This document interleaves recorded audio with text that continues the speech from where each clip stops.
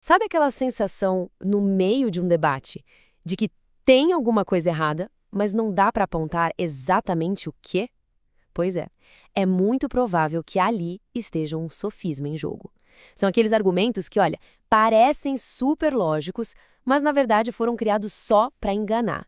E saber como identificar isso é a melhor defesa que existe. E olha, isso não é papo de livro, não. Acontece no mundo real e muito. Em tribunais, na política, numa negociação, tem gente que usa argumentos que sabe que são furados.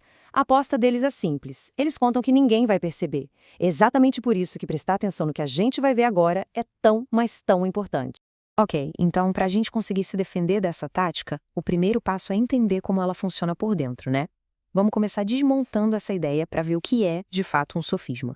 Aqui está o pulo do gato do sofisma.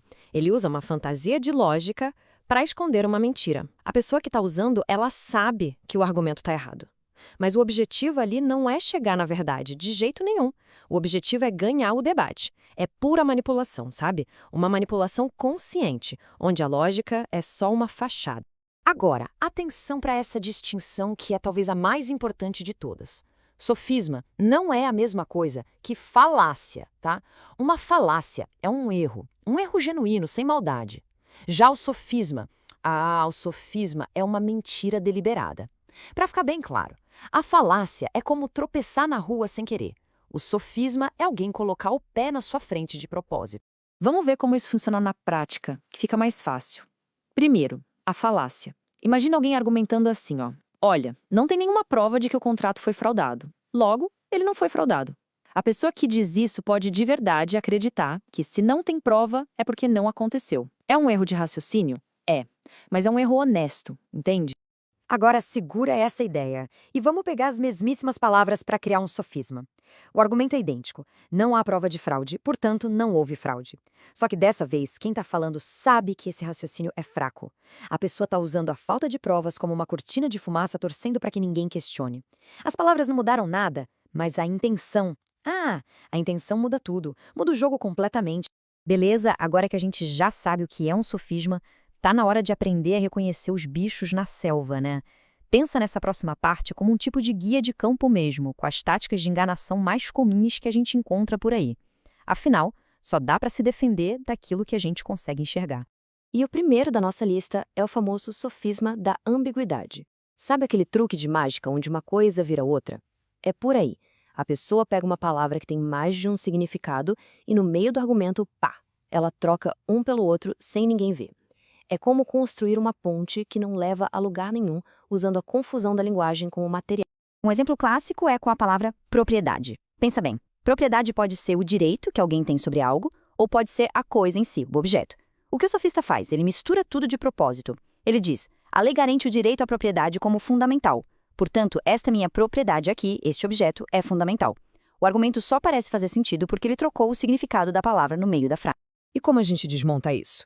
É simples, na verdade. Tem que expor o truque. É chegar e falar, opa, peraí, a palavra propriedade está sendo usada aqui com dois sentidos diferentes. E aí se mostra exatamente onde a troca aconteceu. Quando se faz isso, não é só uma correção do argumento, é jogar um holofote bem em cima da tentativa de enganação. O próximo da lista é o sofisma da acentuação. Para entender esse, imagina uma foto cortada. O pedacinho que a pessoa mostra é real, é verdade. Só que o que ficou de fora da foto muda a história inteira. É a arte de mentir usando só um pedacinho da verdade. Vamos por exemplo. Imagina que a lei diz assim: o tribunal pode dar uma compensação, mas só quando a culpa for provada.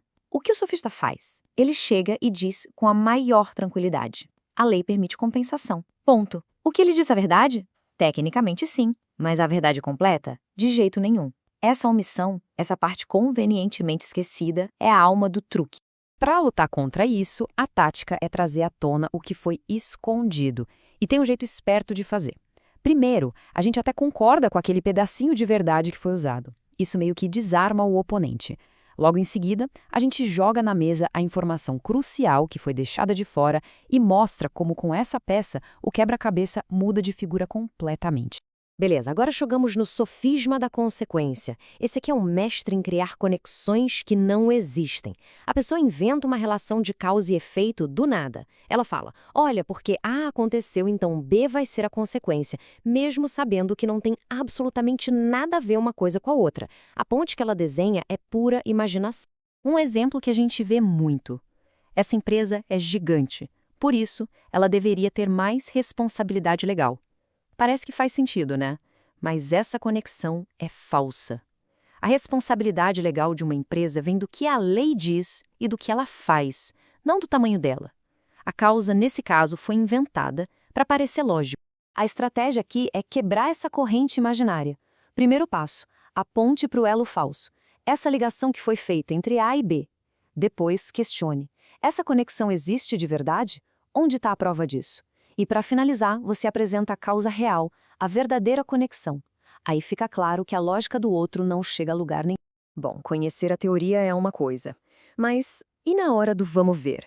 Como a gente identifica um sofisma no meio de uma discussão quente?